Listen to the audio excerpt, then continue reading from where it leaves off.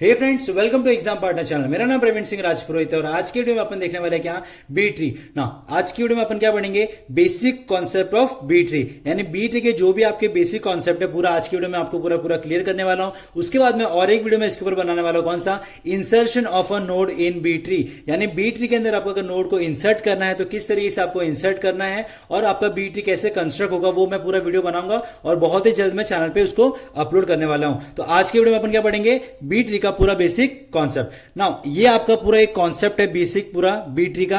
अगर आप इतना पढ़ लेते हो तो आपको बी ट्री के बारे में पूरा अच्छी तरीके से जानकारी हो जाएगी। नाउ पहला पॉइंट क्या बोलता है आपका कि बैलेंस्ड एम वे tree.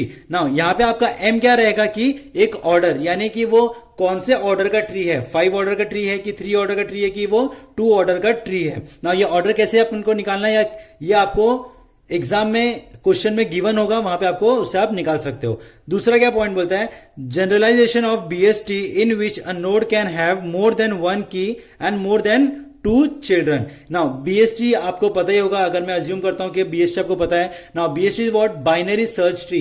Now binary search tree के अंदर आपके एक रूट के मैक्सिमम कितने नोड सकते हैं, 2 नोड, बराबर। वहां पे आपके मैक्सिमम 2 नोड ही हो सकते हैं, उससे ज्यादा नहीं। तो वही आपको बोला हुआ है कि in which a node can have more than 1 key, वहां पे आपकी जो की होगी वो की कैसे, वो मैं आपको आने वाले क्वेश्चन में बताने वाला हूं।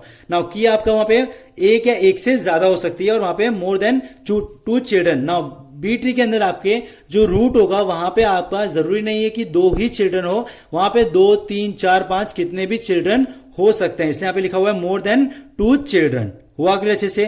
Third point, now maintain sorted data, यानी जब भी यहां पे आप बी ट्री को कंस्ट्रक्ट करोगे तो जो उसका डेटा होगा वो सॉर्टेड एलिमेंट में होता है, यानी असेंडिंग ऑर्डर में रहेगा वो हमेशा। ये याद रखना अच्छे से, बी ट्री का ये एक बेसिक कॉन्सेप्ट है।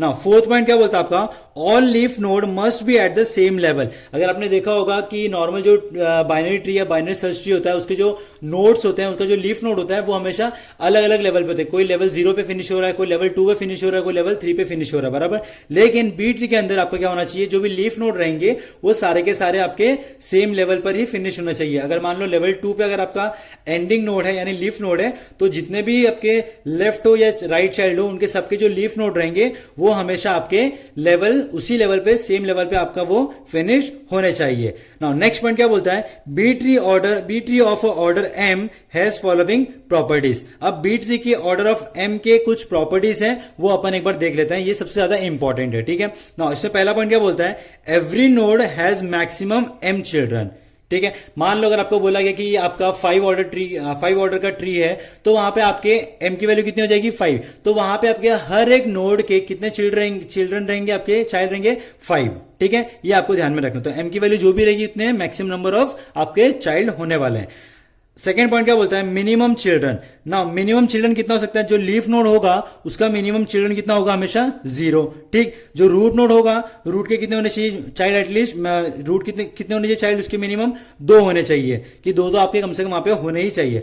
नाउ नेक्स्ट क्या बोलता है, इंटरनल नोड्स, यानी जो भी आपके रूट और लीफ नोड के बीच में जो इंटरनल नोड्स रहेंगे उनका क्या होना चाहिए, हमेशा वैल्यू m/2, यानी जो भी आपका मैक्सिमम नंबर रहेगा वो डिवाइड बाय आपको 2 करोगे तो वहां पे आपको सील वैल्यू मिलेगा। या तो आपको वो, अगर मान लो m की वैल्यू 5 है, ठीक है, तो 5/2 कितना हो जाएगा आपका, वो 2.5 हो जाएगा, बराबर। तो उसी तरीके से आपको 2.5 हुआ तो वहां पे सील वैल्यू आपको, वहां पे अगर आप अपवर्ड लेते हो तो आपको वैल्यू की 3, और अगर आप फ्लोर वैल्यू लेते हो वहां पे उसकी वैल्यू हो जाएगी 2। हुआ क्लियर अच्छे से।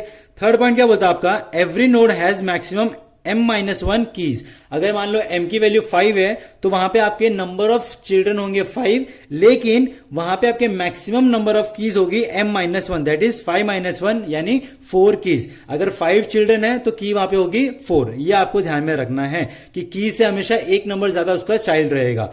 लास्ट पॉइंट क्या बोलता है, मिनिमम कीज। अब यहां पे जो रूट नोड रहेगा उसका मिनिमम की कितना होना चाहिए, 1 ही होना चाहिए, उससे कम नहीं होना चाहिए। ये तो उसका एक बेसिक और मिनिमम कंडीशन है।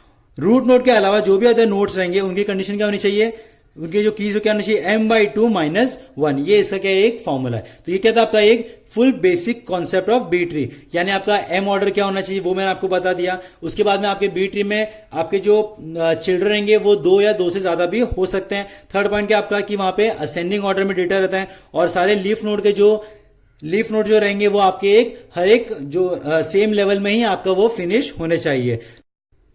नाउ बी ट्री की कुछ प्रॉपर्टीज है जो मैंने आपको अभी भी पूरी अच्छी तरीके से एक्सप्लेन कर दी है। तो ये था आपका क्या full basic concept of B tree. आने वाली वीडियो में अपन क्या देखेंगे, insertion of a node in a B tree. Thank you so much video देखने के लिए। अगर आपको वीडियो अच्छा लगा तो लाइक कर दो, कमेंट कर दो, सब्सक्राइब कर दो। अगर आप इस चैनल पे नए हो तो सब्सक्राइब करना भूलना मत और बेल आइकन प्रेस करना भूलना मत, क्योंकि आगे बहुत सारी वीडियोज हैं जो एडवांस डेटा स्ट्रक्चर के आने वाले हैं। तो thank you so much, have a nice day.